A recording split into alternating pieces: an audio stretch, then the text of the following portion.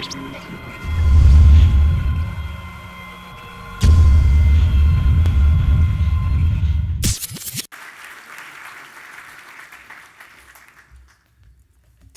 hope this works. We're going to find out. Good evening. I'd like to thank the organizers, the committee, and the ambassadors of the Impact Awards for this special event.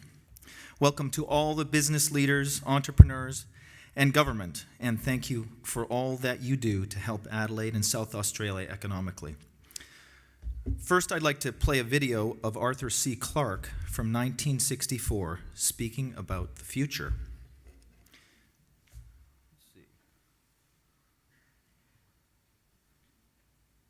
But what about the city of the day after tomorrow, say the year 2000? I think it will be completely different. In fact, it may not even exist at all. Oh, I'm not thinking of the atom bomb and the next Stone Age.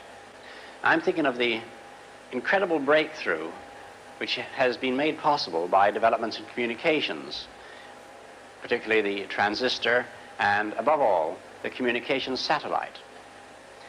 These things will make possible a world in which we can be in instant contact with each other, wherever we may be, where we can contact our friends anywhere on Earth, even if we don't know their actual physical location. It will be possible in that age, perhaps only 50 years from now, for a man to conduct his business from Tahiti or Bali just as well as he could from London. In fact, if it proves worthwhile, almost any executive skill, any administrative skill, even any physical skill, could be made independent of distance.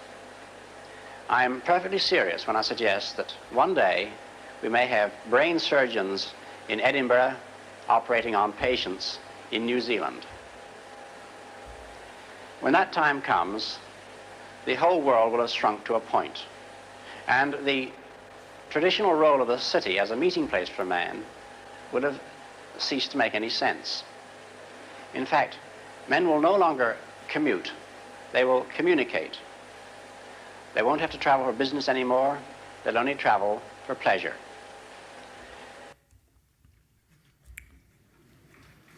Not bad, eh? So, if you could live anywhere in the world, how would you decide where to go? Many different groups have a go at determining the best country and city in the world, using all sorts of criteria. Here's the Heritage Foundation 2015 list for economic freedom.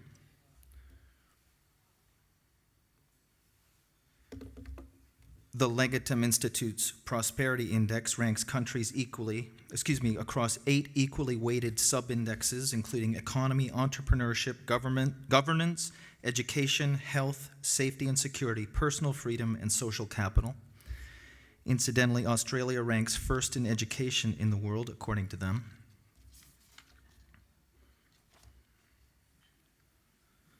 Here's the 2015 Commonwealth Fund report on the best healthcare systems in the world. And here's a list of the lowest debt to GDP rankings of the G20. So after narrowing my focus to Australia, I applied and fortunately received a Distinguished Talent Visa, which Steve Wozniak received as well, and moved to Tasmania last year. Around 18 months ago, my wife and I traveled across Australia looking for a place to live while I gave talks on strategic innovation. Here are the 5 most livable cities in the world according to the Economist Intelligence Unit. Now, I've lived or visited every one of these cities, and in my opinion, Adelaide is at the top of the list, and Lonely Planet and the New York Times agree with me. Adelaide, as it turns out, is not content with its spot on the list. The South Australian government is launching a new strategy to decarbonize its economy and has set a goal for Adelaide to become the first carbon-neutral city in the world. The new Royal Adelaide Hospital will be the nation's most advanced. South Australia truly has world-class food and wine. With no GMOs allowed, the value of the food industry will continue to increase. Also, the Adelaide area is one of only 6 Mediterranean climates in the world, So Adelaide has a climate similar to Southern California, but in my view, with the nature of 100 years ago, this high standard of living of 50 years ago, and the technology today. The bad news is that Australia, and South Australia in particular, is facing the first recession in a generation. Manufacturing is slowing down, and mining is losing value. The current linchpins of Australia's economy are threatened as the rest of the world follows a different economic path. As my colleague Robert Tersick said, the entire world is rapidly changing, shifting from a 20th century mass industrial society to a 21st century information society. Industry after industry gets disrupted as companies reconfigure to serve a rapidly evolving marketplace.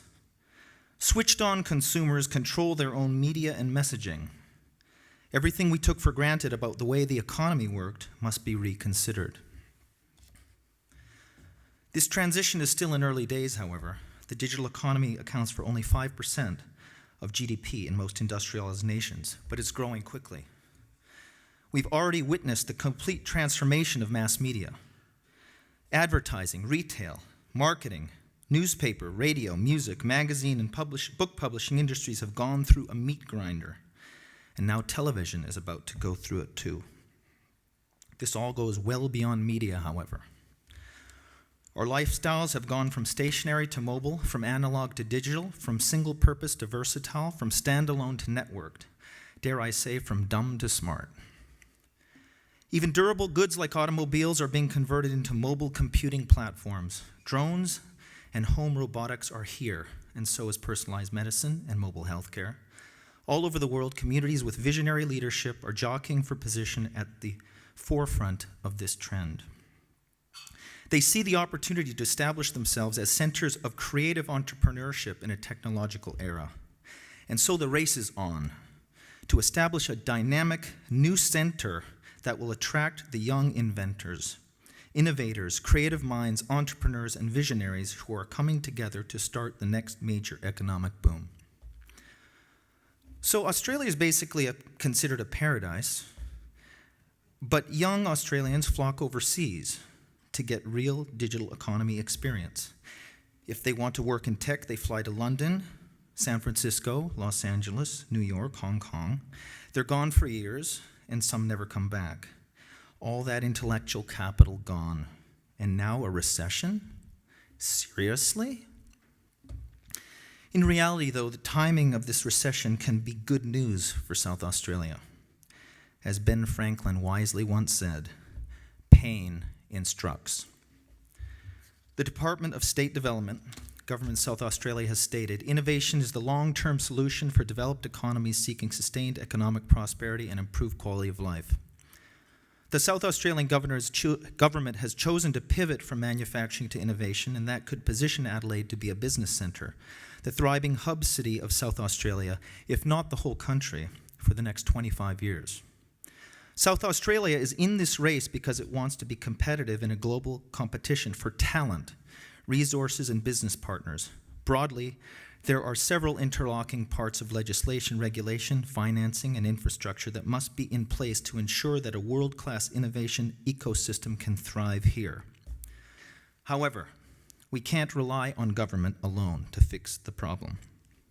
For business owners and leaders, there is a critical and urgent need to engage the same mentality you use when there is a business problem. You step up, take charge, and make it work. When we call ourselves business people, we have to act like it. And that means solving problems without reliance. As a business community, the opportunity is to step up and lead the changes required to pivot to the digital economy. The reality is, there has never been a more exciting time to be in business. Right now, even the smallest company can disrupt the status quo and do that globally. But stop thinking about going it alone or not helping your neighbor. As an outsider looking in, I promise you that you are much closer than you think. There's no single person or entity that can achieve the challenge before us. Having seen the Impact Ambassador videos, your own local leaders are saying clearly, we all have to collaborate and work together to build prosperity. If we manage to do that, and the Impact Awards is one such vehicle, then the leaders in this room will be the people guiding the state, kicking and screaming into the future. How Australia currently handles its high-speed data infrastructure seems tied to its identity, that of a primary industries nation where IT is something that's simply imported. A nation that's beautiful but closed off. That identity is changing seismically, and this region in particular has a once-in-a-lifetime opportunity to take control of that change. But to see what Adelaide could become, let's look at the unlikeliest of all global hub cities, Chattanooga. Chattanooga, Tennessee, has a population of 180,000 people with a similar economic profile in manufacturing cars. A few years ago, the city installed high-speed internet.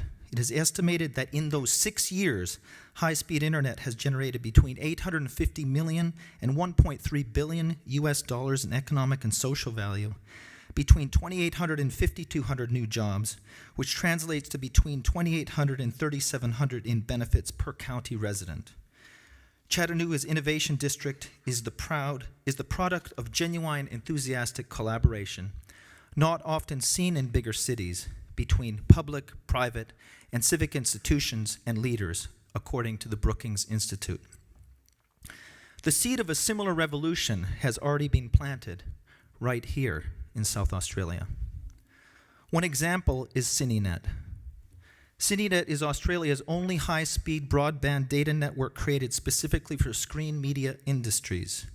It's a shared, connected infrastructure for studios, producers, editing facilities, visual effects providers, sound facilities, and other media producers to create and exchange large digital assets and connect to these infrastructure providers. These are the companies in Adelaide using CineNet.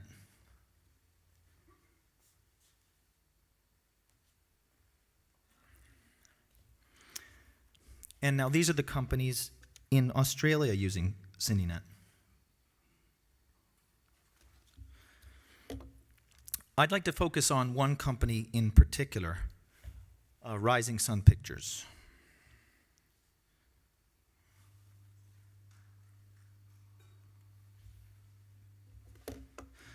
Rising Sun Pictures is a feature film and television visual effects service provider based here in Adelaide.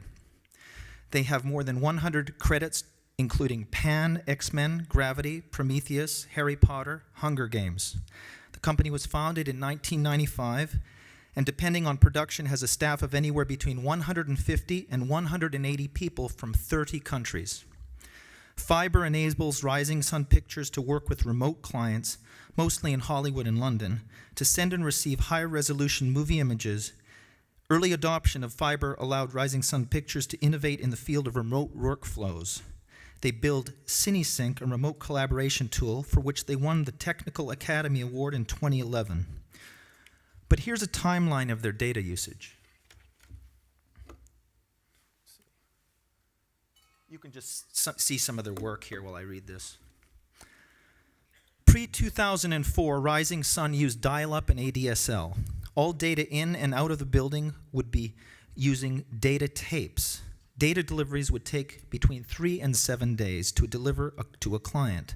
For example, the final shots for Lord of the Rings in 2003 were taken on a hard drive and delivered from Internode's server room as internet speeds weren't sufficient.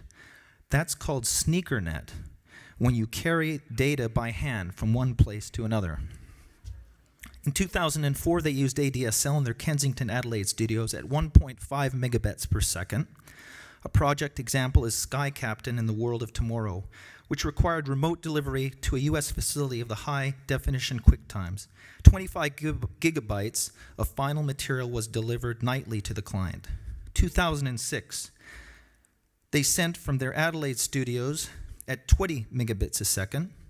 For Charlotte's Web, they used the internet to deliver from their office to the US. Approximately 1.5 terabytes of data was delivered of final shots to a facility in the US to be shipped to the studio for review. The studio reviewed the work overnight and sent back comments. In 2015, the current Adelaide studio uses fiber at 1 gigabyte a second.